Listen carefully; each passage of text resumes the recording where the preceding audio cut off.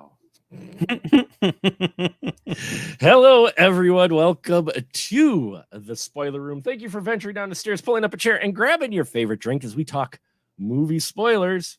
And today it is a horror of 1988 special. Yes, folks, our special series this year where we're looking at the horror films of 1988 that were voted on by listeners like you last year. And man, has it been an interesting ride through these films from 1988, and they've inspired our theme months, which this theme month is the family that slays together. And here with me tonight to talk about our horror of 1988 special, which is Rabid Grannies, is none other than the man who keeps coming back for more, Mr. Ian Simmons. Hello, Ian. How are you, sir? I'm great. I'm tired, but I'm also happy to report that, for the first couple of these for this month, I was not a fan of the movies. Yeah. But you're gonna get cheerful, even gleeful Ian for Rabid Grannies. I can't express how much I love this movie. Oh, that so warms my heart. And since it is just you and I tonight, please give the synopsis of Rabid Grannies. All right. So there's, first of all, it's a misleading title because these aren't rabid aunties. Maybe these women are like in their 90s. So yeah, I guess they're kind of grandmothers, but they're constantly referred to as being Aunt Victoria and Aunt Elizabeth or whatever, right? But they are old, so many people, especially overseas, they refer to the elderly folks as grannies or aunties, whatever. Yeah. So there's these sisters, they're in their 90s, there's a big birthday celebration, and members of their family are coming to the birthday party. All of them have the goal of muscling the other people out of the will so that when the old ladies kick the bucket, they can inherit this obscenely massive fortune, including a giant estate and God knows how much money. One of the members of the family does not show up, but sends a mysterious box as a present, and the box opens, and this mysterious, misty, smoky stuff comes out and takes possession of both of Victoria and Elizabeth, turning them into horrible monsters. Not as horrible as the monsters they've invited to dinner. No, it turns out. But so the creatures attack, and much like, Evil Dead, you've seen this setup 100 times, where they attack people and then they can manipulate the dead and, all sorts of, they grow claws and all sorts of appendages and stuff to turn these demons.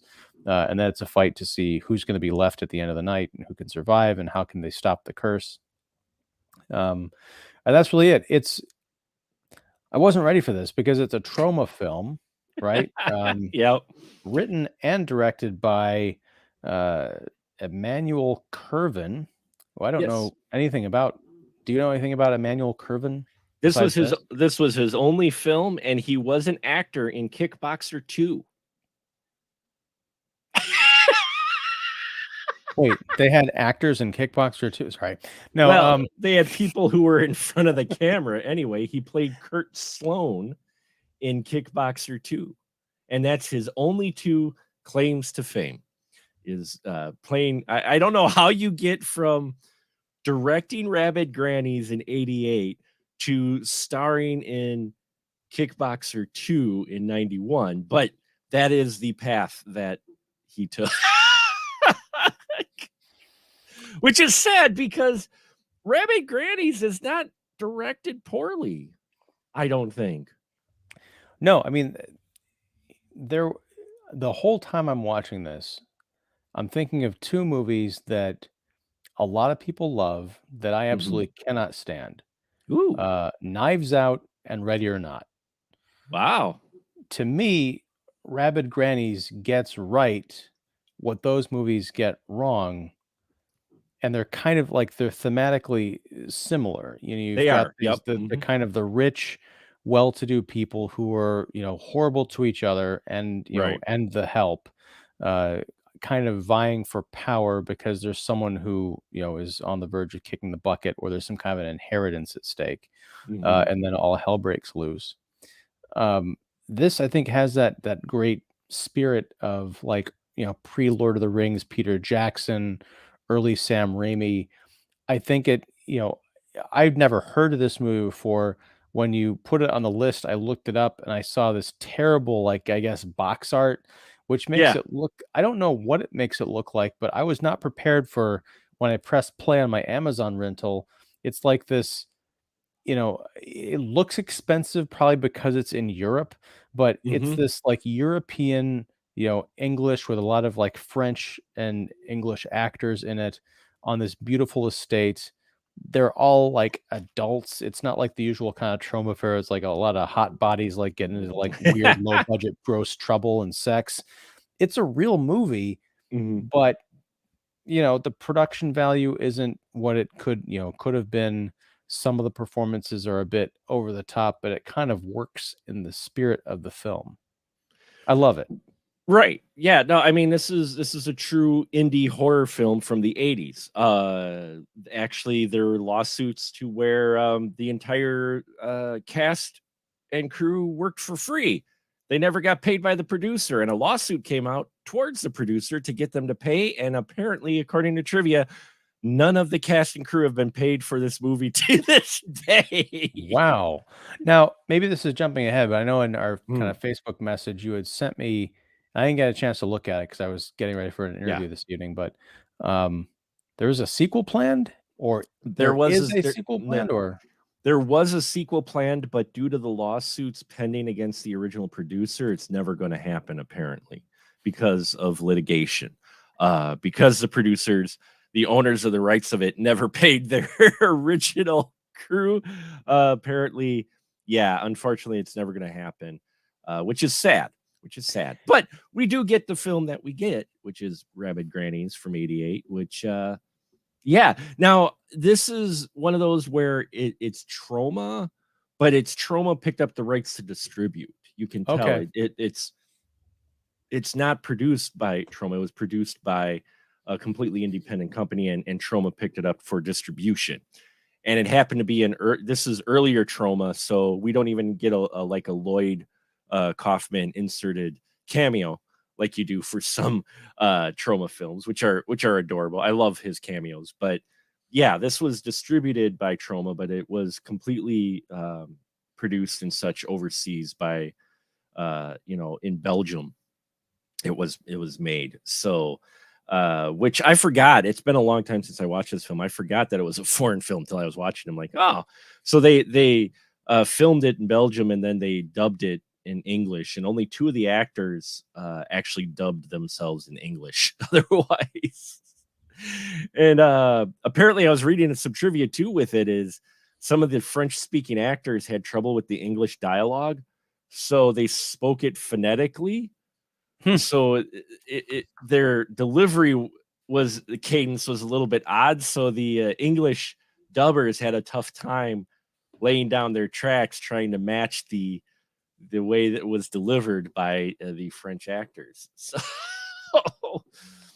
but yeah, this family is interesting. I mean, again, this is '88, but you've got your kind of formulaic family, but I think there were a few surprises in here as far as family members go. The lesbian couple was a bit of surprise for '88, and it was an younger couple as Well, well. there's a couple of May December relationships. Yeah, There's a lesbian couple. There's also, and it's kind of hard because when things all go to hell, a lot of the people pair off or break off, but not with their significant others. So right. you end up with these weird combinations of like not the couples. So it's hard to tell who is with who. But yeah, and talk about kind of a recurring theme on this show is looking back on movies that are kind of pre 2022 and pre modern sensibilities. It's surprising because on the one hand there was, I'm sorry I don't have all these characters' names memorized There's because I so just many watched the movie. characters' names. Yeah, it was tough Right. to. Yeah, And they don't always go around referring to each other as their character names to the point where you remember them. right, So right. we might have to deal in stereotypes, which might have kind of been the point of a lot of this, but we'll just call her the younger lesbian. She is kind of persecuted for, being gay in the film by the demons and also by the other family members. It's kind of scandalous within the family. But, spoiler alert, she and the little boy are, well, aside from one other character who goes insane, they make it out of this whole ordeal alive. So I don't know Yeah. if that's, it's not like a message movie or anything, but it is one of those things where the people that are most put upon and the least expected to survive by genre convention actually come out on top. Right. Yeah. The one other woman who had lost her mind, that's the kid's mom. Little Gilbert's mommy. Little Yeah. little Gilbert's mommy, she loses it, which is understandable because the first one eaten is the daughter of one of the aunties who once they become demonic, she grows an extra large mouth and drags her across the table and eats her head.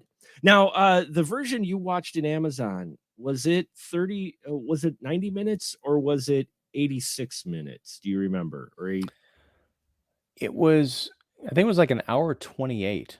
hour 28. That's what I mean. Yeah, that was the or- total runtime. And then Okay. like with credits, it was actually like an hour 25 or something. Okay. So you watched the cut version most likely. Shit. There is an uncut version that is 90 minutes long, and it has extra long gory scenes. And apparently the story is the director had made the film with the gore scenes in it. They got American distribution at the time, and some of the scenes got cut.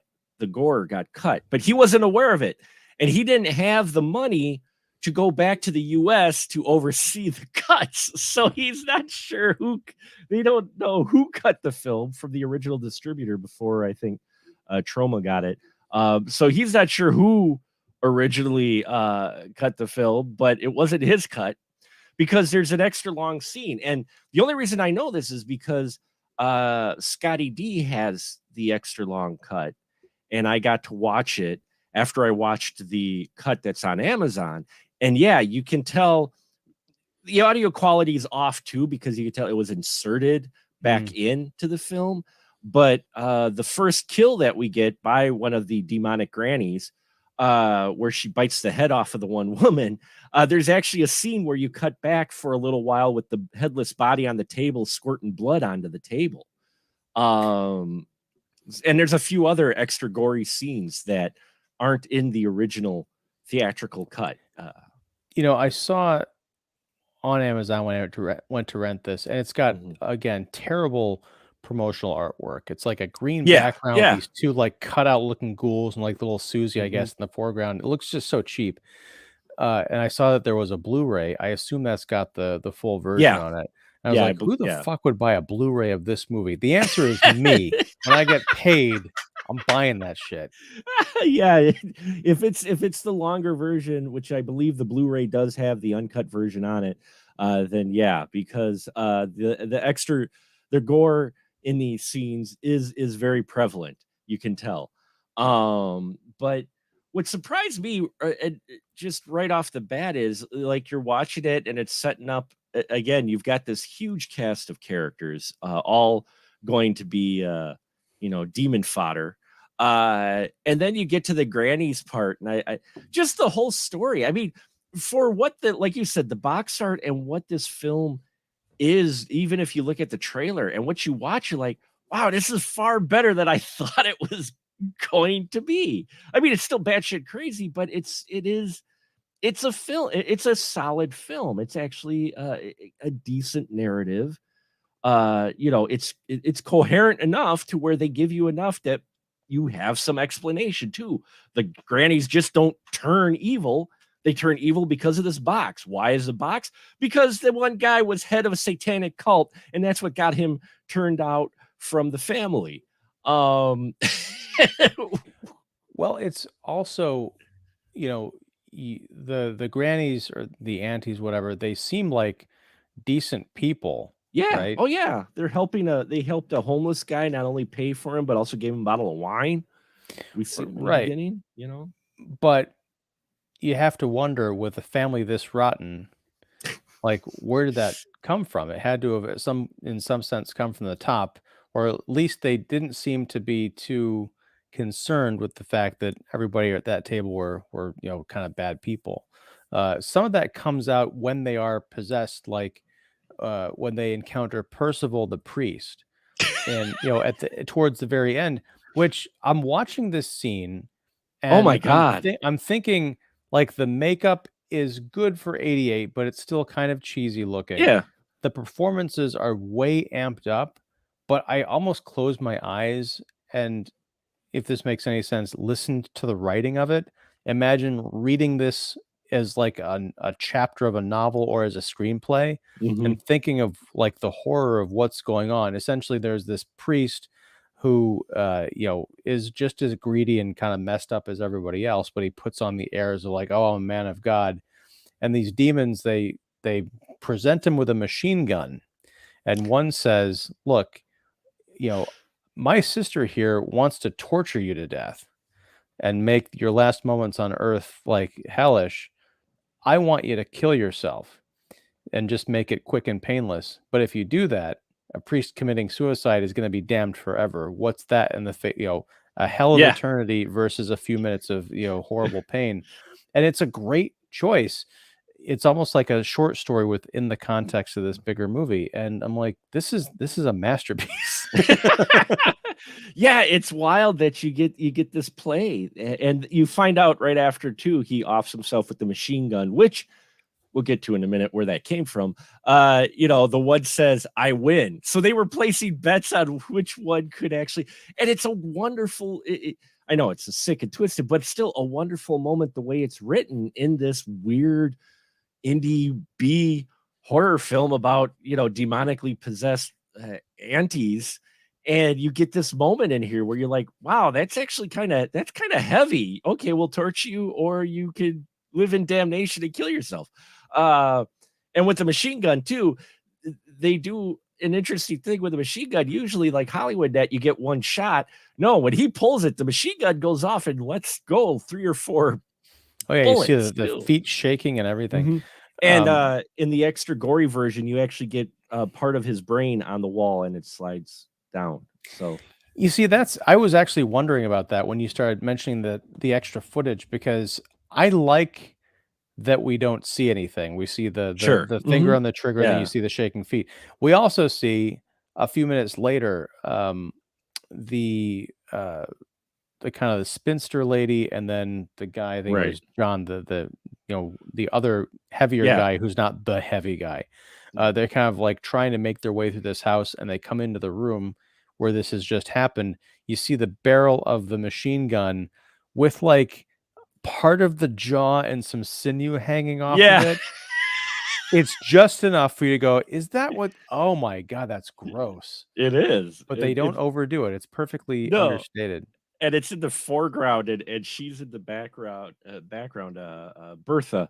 It is, Bertha, okay. yeah, she's the out of the whole family members, she's the one that is the most, lack of a better term, the mousy one. She's the one that, she's there as well, and she wants money, but she's the one that has been bullied the most by parents, bullied by all the siblings and all the family members. She's like the lowest on the totem pole, so to speak, as far as the tier, the hierarchy in the family. She's pretty much at the bottom, and she ends up being one of the last people to survive as well, kind of, um, which we'll get to in a little while. So yeah, you've got that. You've got kids involved.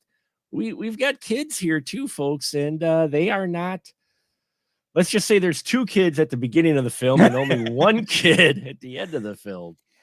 And And that's the thing. Like, I was genuinely shocked mhm. when the adults, they leave this room after being barricaded. They're like, we got to go out and find the children because little Susie wandered off to find the bathroom before this all broke out, and we haven't I, heard from her since. They sorry, go I up. just laughed because the mom is like, "Oh no, Susie, I told her to go to the bathroom," and she totally forgot about her daughter for like 10 minutes. But so they're walking. They find these steps, and they're starting up the stairs, and all of a sudden, this fucking leg, Leg. this severed child's leg comes plopping all wet down the steps.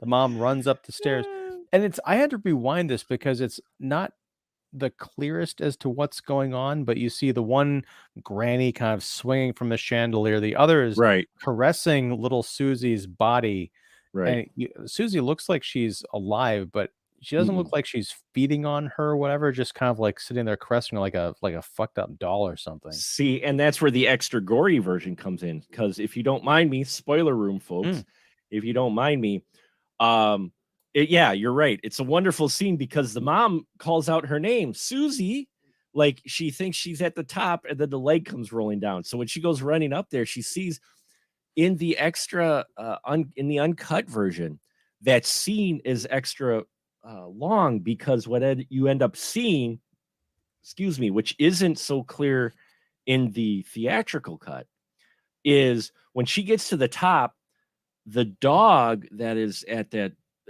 is chewing on the other leg of the girl. The girl has both legs severed and has bled out, and the demon granny has her arm around her, talking to her like she's still alive.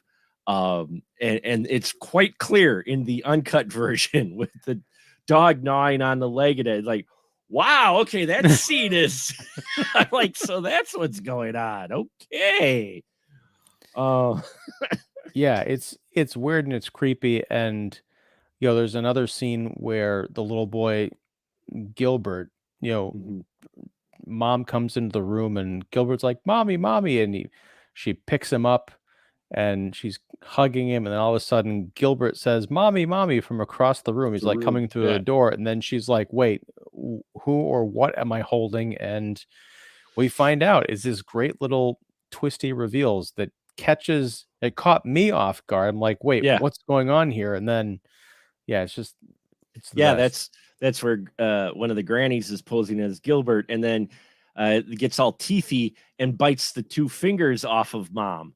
Uh, Which I don't know if this is part of the cutscenes or whatever, but mm, they immediately skedaddle out of that room and they're running through some yeah, hallways. And in the next shot, mom's already got like bandaged, her fingers have been bandaged up. yeah, yeah. What? No, they work quick. They work quick. Hey, Sure, yeah. First aid grannies. First aid grannies. That's right. Yeah, and I like some of the decisions that some of the characters actually make surprising for a horror film, like uh our main final girl, if you will, who hangs with Gilbert, who hide out in the chapel, which actually wasn't part of the actual building where they filmed this. Apparently, it was actually shot in a church. They didn't tell the owners of the church what they were actually filming.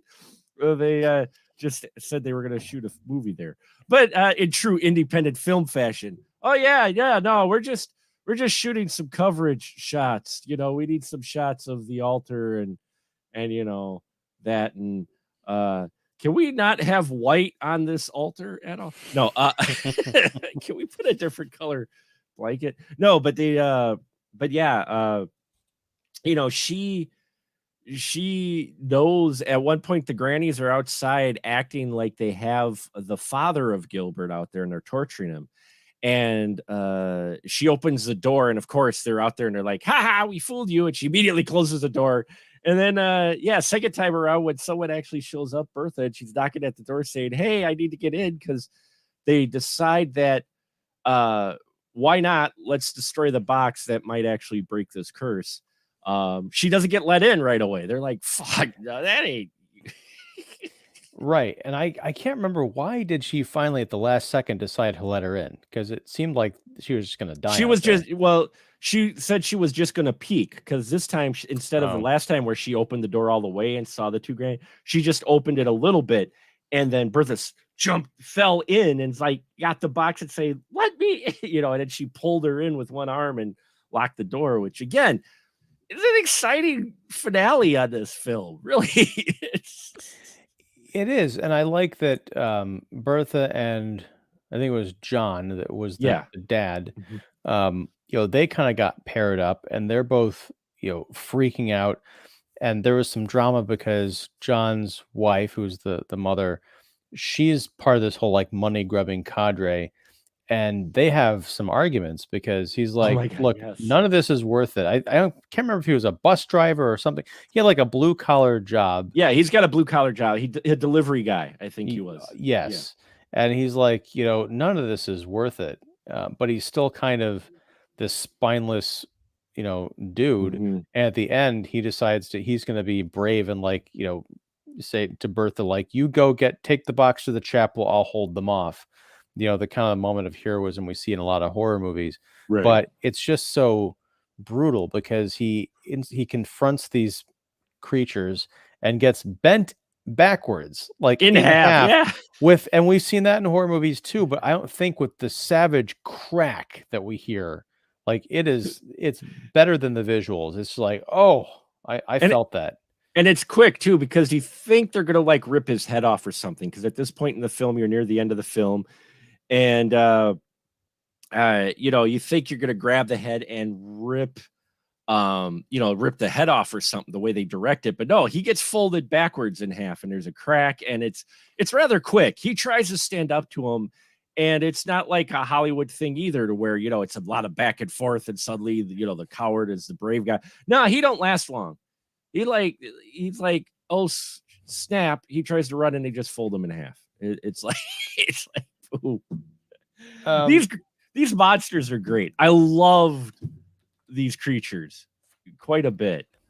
I do too, because they, they're not your generic, demons. Like I mentioned Evil Dead, I mentioned Dead Alive. These are just kind of like these demonic things that take over bodies, and they just have kind of one note.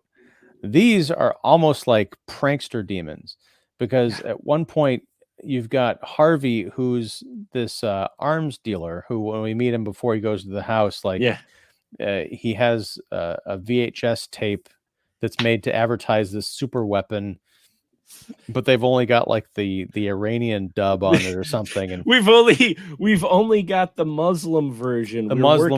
Yeah, we're working on the Russian version and the German version yet later. Yeah, right, because I think at the end of the commercial, whatever, it's like praise Allah. I'm like, well, well, at the end of the commercial too, they say, and if our AR-12 isn't strong enough to take out the infidels, try our AR-23. And I'm just like, or their A-23, and I'm like, infidels, holy crap, who are they marketing it to?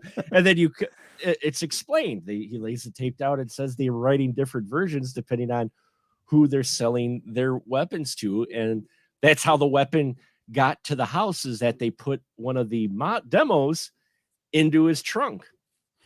Well, if you look at the actor, it's not hard to imagine that this would be Tony Stark if he'd never gone to that demonstration.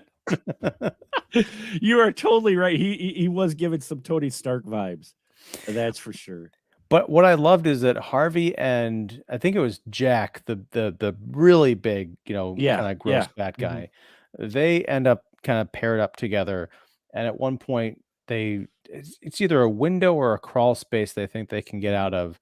And Jack shoves himself into the space and he can't get out. And so Harvey, they're doing the comical thing of like trying to pull the big guy out of the small space. And then, but the demons hear them struggling. And so they head to the basement or where they are. Harvey goes to hide.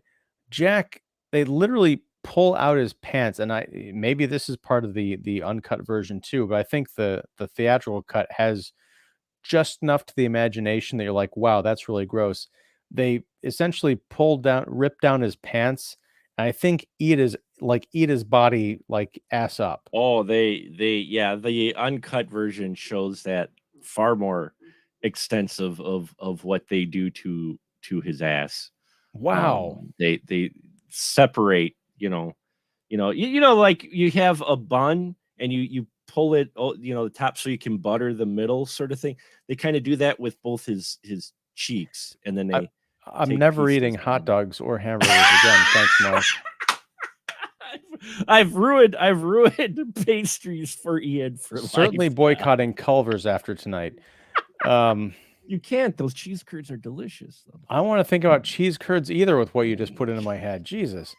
But so, and then Harvey like is hiding kind of like a coward, but then he decides, like John, to stand up to these Yeah. creatures, and he's like, I'm tired of hiding and come and get me. And so then he decides to run, and he runs up some stairs, and then he turns, and one of them has donned he goes out to his car Yeah. To get his and gun. gets a shotgun out of the trunk, which is weird because he pulls out the machine gun, but he takes But the he shoots the shotgun. shotgun. Yeah, I couldn't quite understand that. He had the machine gun, but he took the shotgun instead. But it turns out it's fine because this Yeah. shotgun has like 16 like bullets Round. in it, It's right? the special shotgun. Yeah. Sure. Yeah. Yeah. It's that Stark tech.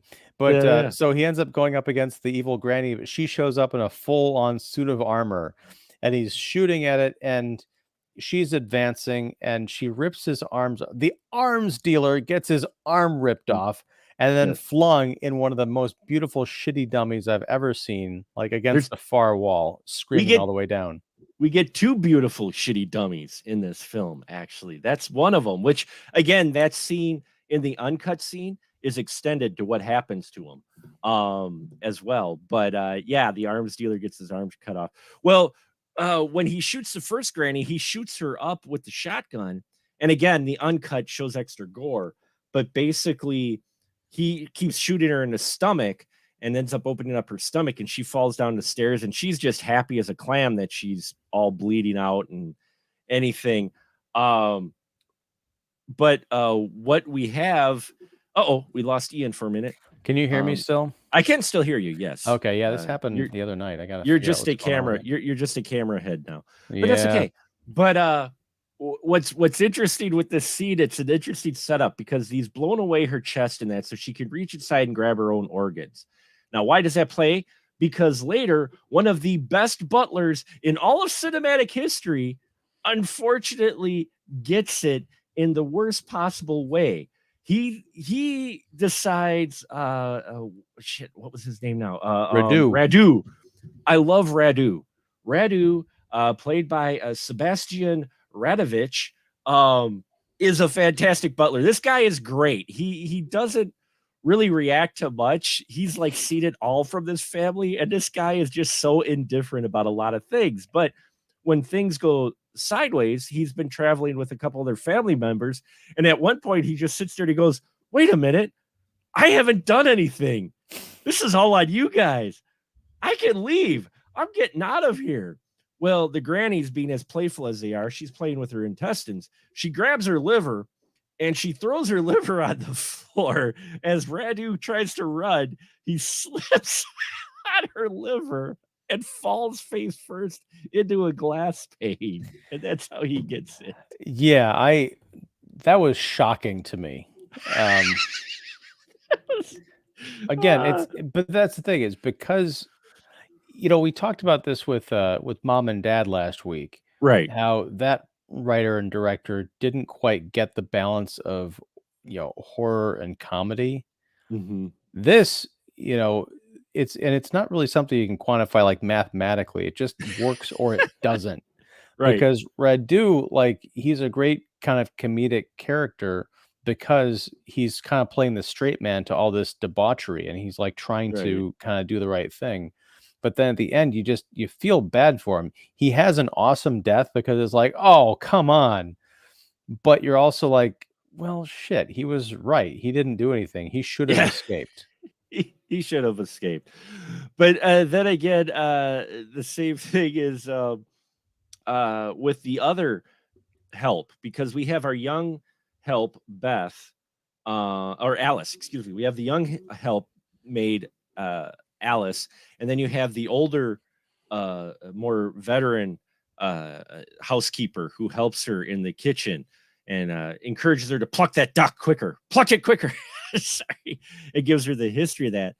She dies later. She's off screen. We find her body later. Her face is all melty and everything. So, no one's really safe from the grannies, even, if they didn't do anything wrong.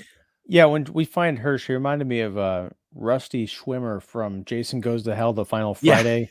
So he gets the kind of the face punched in the kitchen, and it's all kind of fucked up and melted. Yeah, so good. our, our Facebook user says, "Oh, that old chestnut, the taking out your own liver and using it to create a glass death. Where are the new ideas, people?" Yeah, I know, This right? this is 88. You know, this was the progenitor of that It well-worn was. cliche that's in That all romantic comedies. No. Yeah, I can't tell you how many times I've watched a J-Lo comedy and she's ripped her liver out and thrown it on the floor for Ryan Gosling to slip on. Speaking of Ryan Gosling, it's the reason La La Land lost the Oscars because they cut out that scene. They cut out the liver scene where Emma Watson ripped out her liver during a musical number and threw it at the floor for that comedic, almost like a banana peel slip, only it's a liver slip. So City of Stars was initially called City of Scars. True fact. No, I want to pull over and just appreciate some of the dialogue. Oh, it's yes. Will. Hey, hi, Will.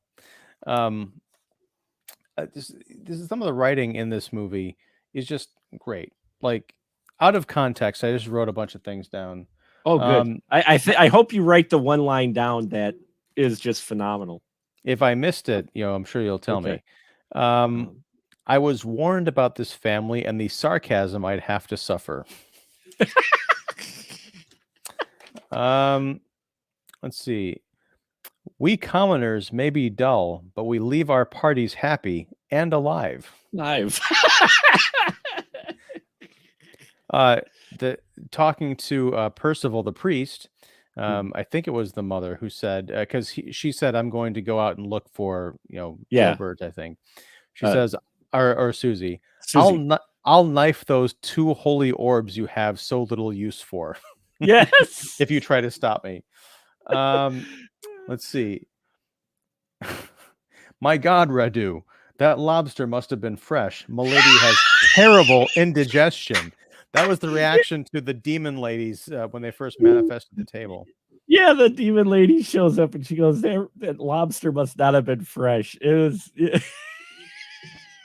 That's hilarious.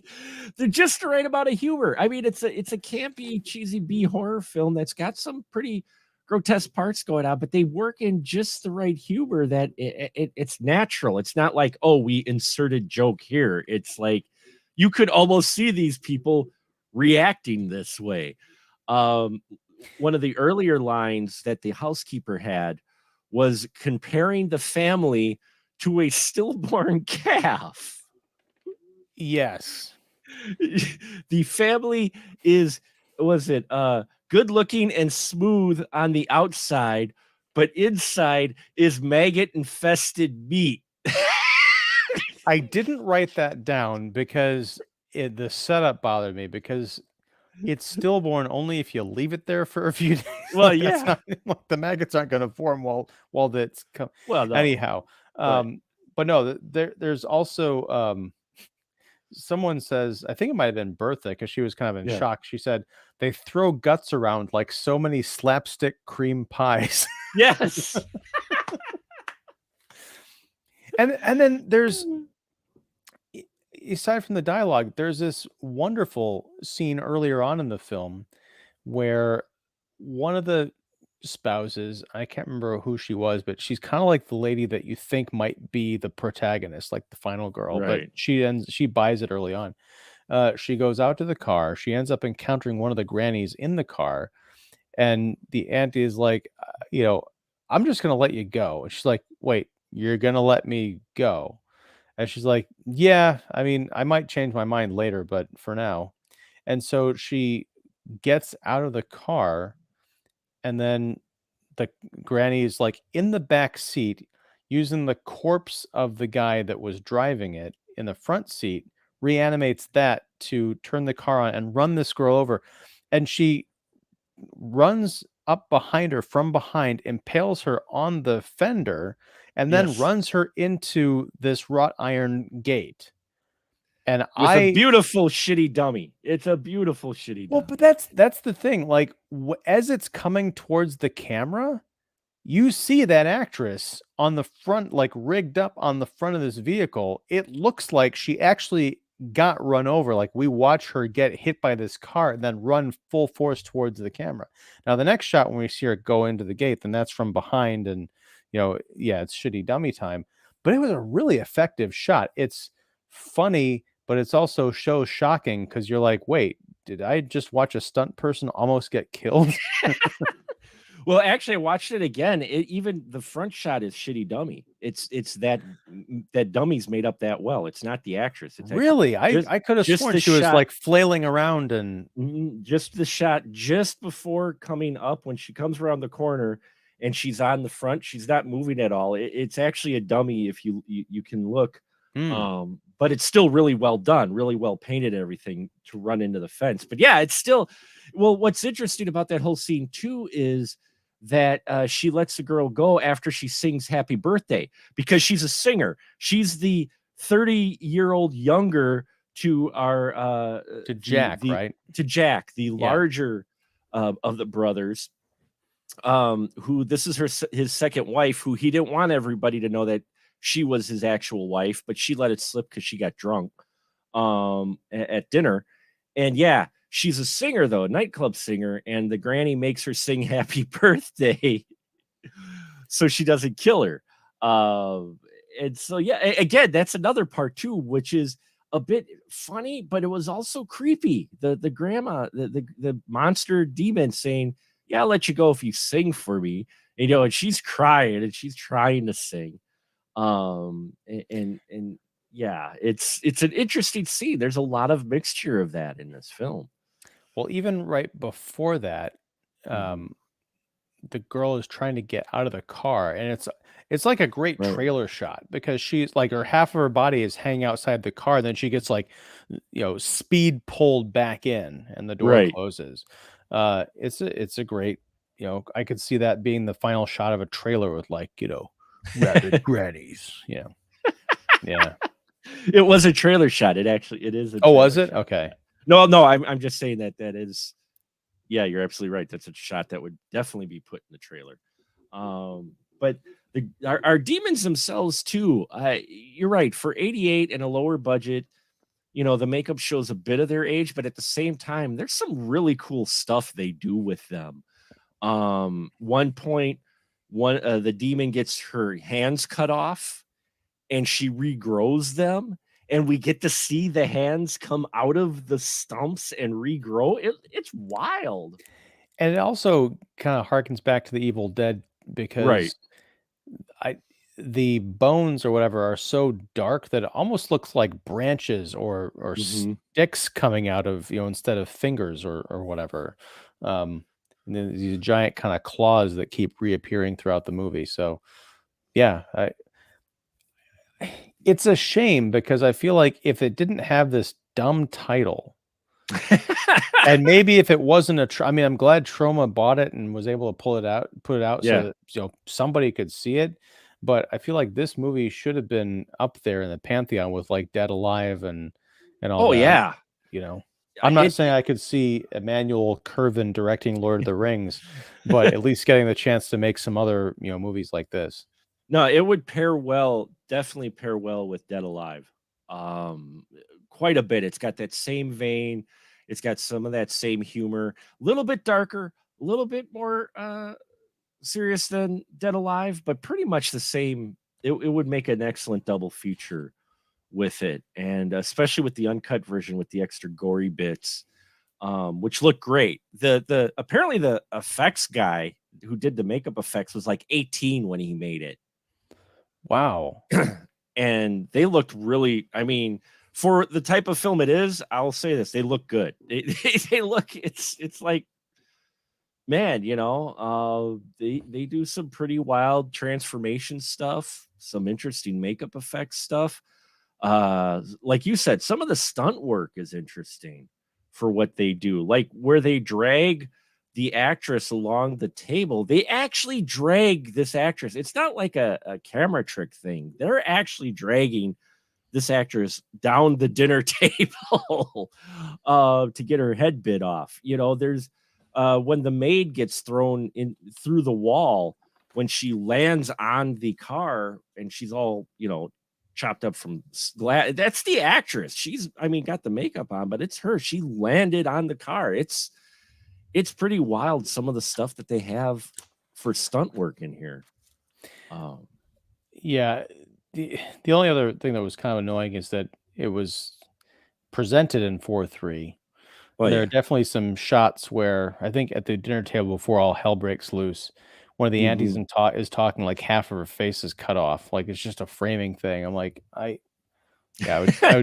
would kill to see this movie remade by someone who could modernize it only in that they would shoot it, like full theatrical aspect ratio, preserve everything that works about it, and not inject any Extra, nonsense. yeah. Like no CGI, no modern so over it, postmodern irony. Just keep that same 1988 spirit to it. Hell, get the relatives of the actors like to play the parts. Well, this is another one of those to where if it was remade, people, and I'm not saying they necessarily would, but given past history of other films that have tried to do remakes of these, B movies and that, they tend, like you said, miss the point or whatnot. This film has a great is fine. The script is fine the way it is as far as balance of humor, and it winks at the audience but doesn't. It lets you know they know what type of film they're making, but at the same time they're all in. There's heart to it. There's honesty to it. They're making a legitimate horror film here, a gory send up to those type of monster films from before, and like you said, Evil Dead and that, but at the same time it's still supposed to be a movie.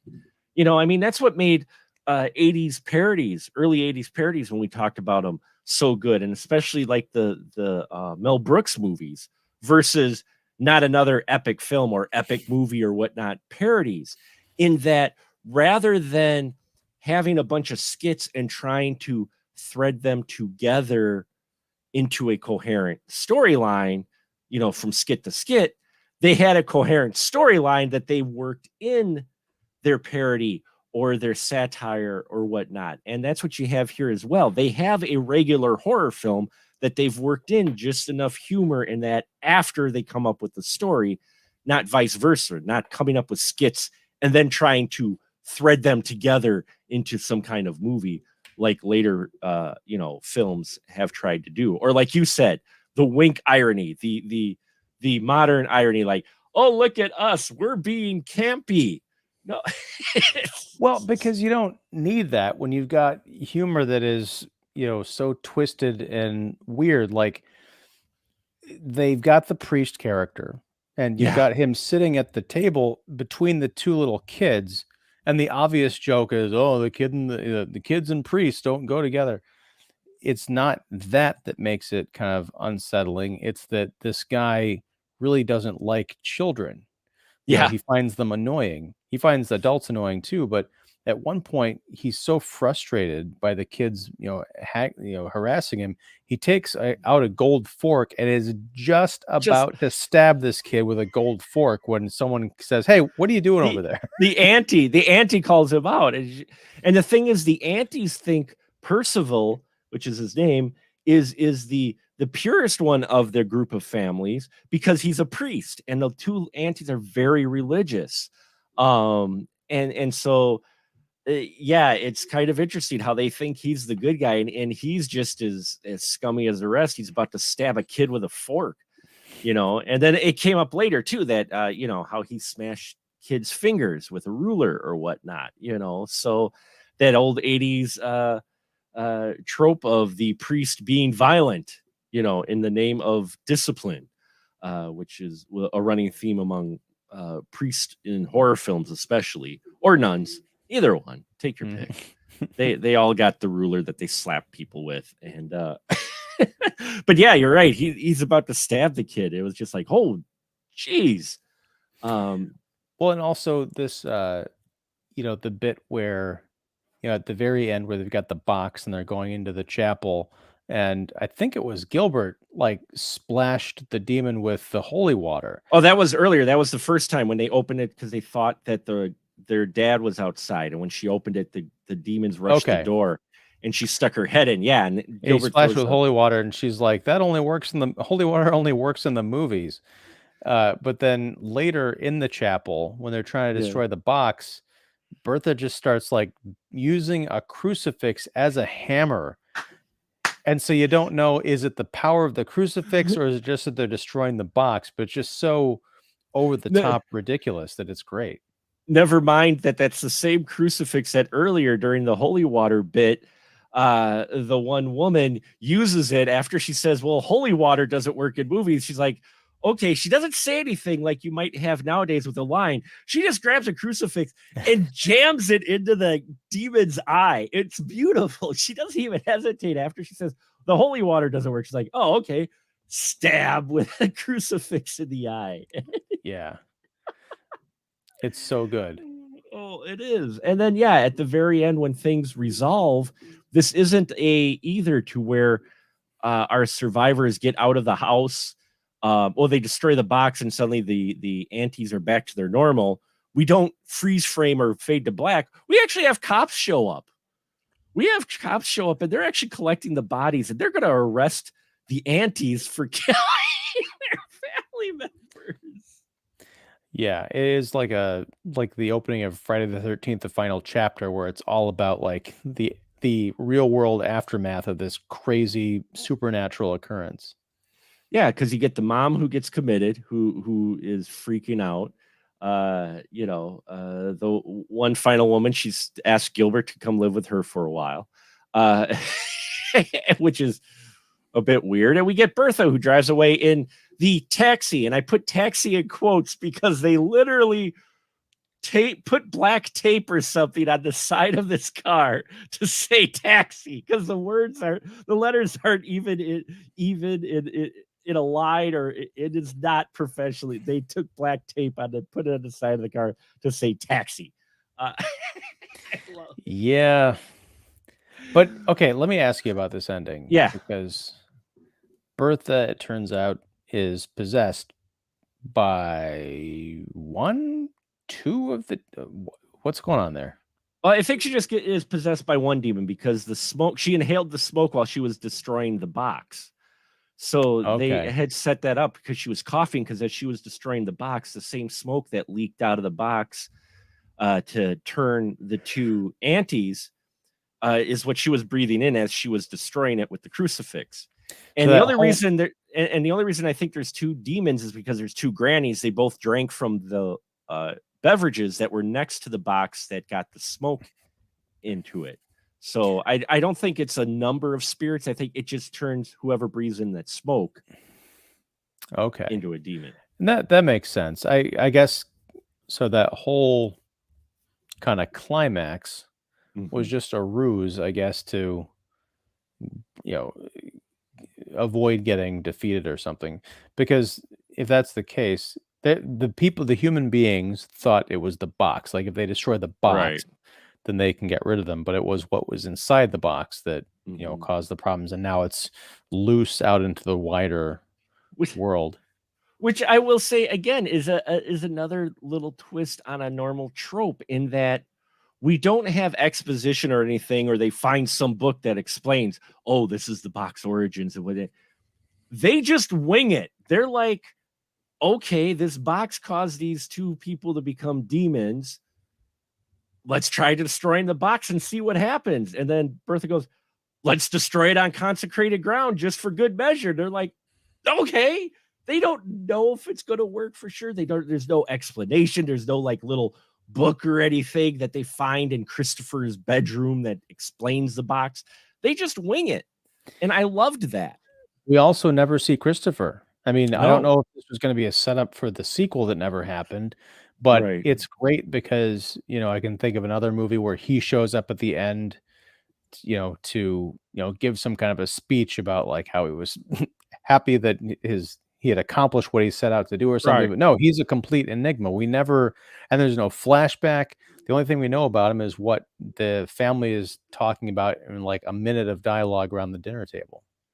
Right. We get just enough exposition to explain, the box and where it came from and who gave it, but not too much. And we barely get any exposition of explanation of how to destroy the box or if that's what happens. They just wing it as people would do in the situation. And I found that quite amusing to find that in a horror film, because usually, especially nowadays, they'd find some book, they'd end up taking, refuge or whatever in Christopher's room, or what used to be Christopher's room, and it'd be all dusty and old. And oh, look, we found a book of the occult. And they flip through a dog-eared page or whatever that says about the box. And then this is how we destroyed or whatever. No, we don't get none of that shit.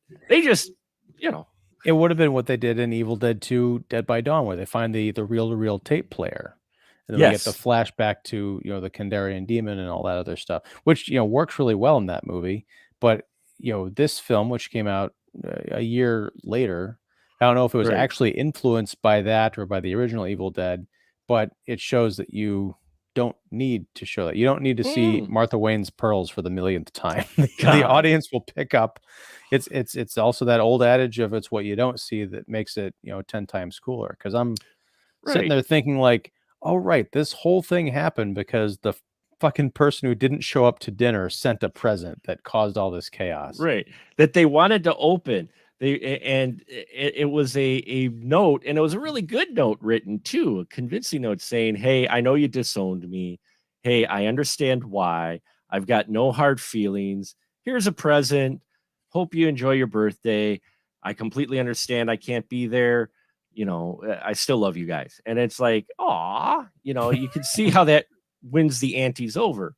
Who are very malleable, I will say. Our demon grannies / aunties before they become demons are fairly malleable, because during dinner we have the arms dealer sitting right next to him, and across from him is his sister who sits there and tries to talk about his the morality of him selling arms in front of the grannies, and she tries to get their opinion by saying, isn't that horrible that he's selling these weapons that are causing deaths? And then he comes back, he goes, well, actually, we're doing a morally good thing. And the grannies are like, oh, and she's like, oh, really? How are you going to spin this? And he goes, well, we sell weapons to the enemies of communists. And the communists, it kills communists, which is the work of God. And the one auntie goes, wow, I never thought about it like that. You are right. And the one sister's just like, oh, fuck. Well, I mean, they are in their 90s, so they are in the 90s. It's the mid 80s, so there you go. I think that's why everyone showed up for this party. It's like, well, this is gonna be my last chance to have some influence on that last will and testament, on that will, of theirs. So, yeah, Rabid Grannies. I'm happy that you enjoyed this one. I'm happy that you enjoyed this one quite a bit. I was hoping we could pick at least one this month that you would enjoy. It's honestly, it's my highest possible recommendation. I don't know how this is not a bigger thing.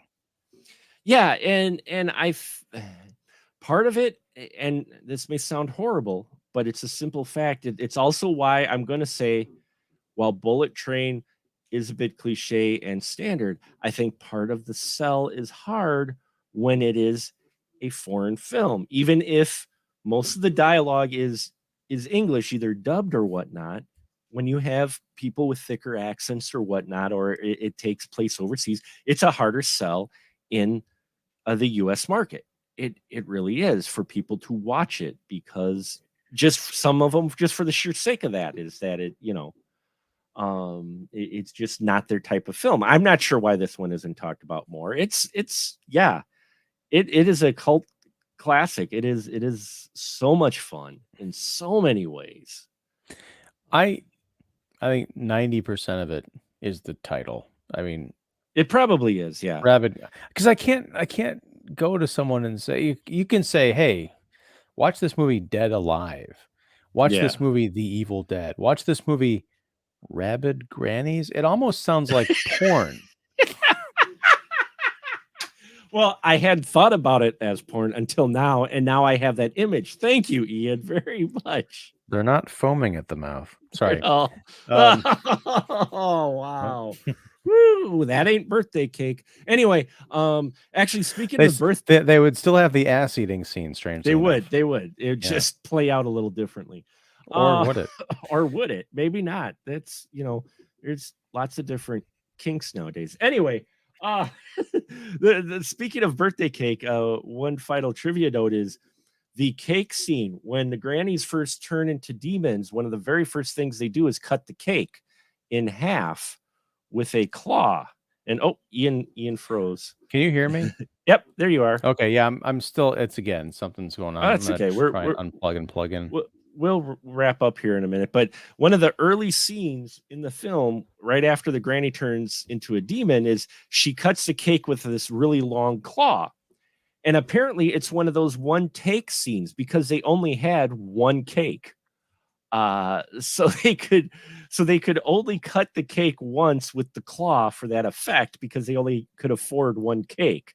Wow.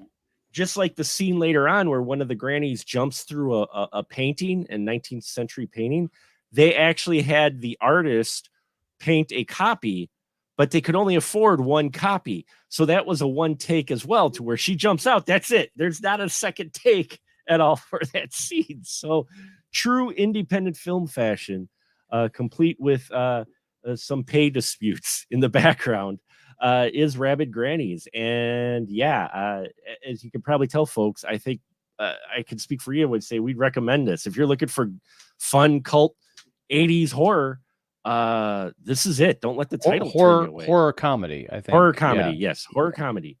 Don't let this turn you away because it's a lot of fun. It really is, folks. So there you have it, folks. The horror of 1988. We are putting this one to a bed. Check out Rabid Grannies. It is a Troma film, so it may even be on Troma now. I didn't check, but it is out there on Amazon Prime. And now, as always, with our horror of 1988 episode, we have our guests take a stab, and today it is just Ian. So Ian, you get to take a stab, but our list is getting shorter and shorter each month, unfortunately. So we only have 1 through 4. So grab your knife, take a stab, and stab a number between 1 and 4. 3.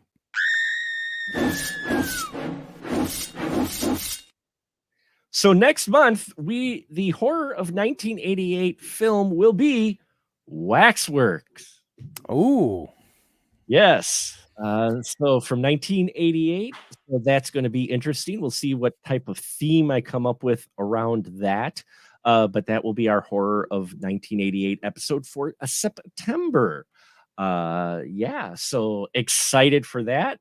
We've got some interesting in the last 3 after that I'll definitely be interested to see what gets picked there. So a lot of fun stuff yet left for this month, folks. And now, as always, this is where I give my guest the license to shill. So Ian, please shill away. Well, I'm Ian Simmons. I run Kicking the Seat, which you can find at kickseat.com. Also, the Kicking the Seat YouTube channel, where I do interviews and reviews and all the other good stuff. We recently passed 500 subscribers, so happy to have that bit of recognition. And if you like the content, go and subscribe, and hopefully we'll have something for you that you'll enjoy. I think that's my spiel. Yeah, lots of interesting stuff there. Not necessarily comic book stuff, though, you will find there, at least for another 8 months, if not longer. I'm leaning towards if not longer. If not longer. But you know what? I'm kind of okay with that, because I'm going back, and like this past weekend, I introduced my 5-year-old to Bryan Singer's X-Men.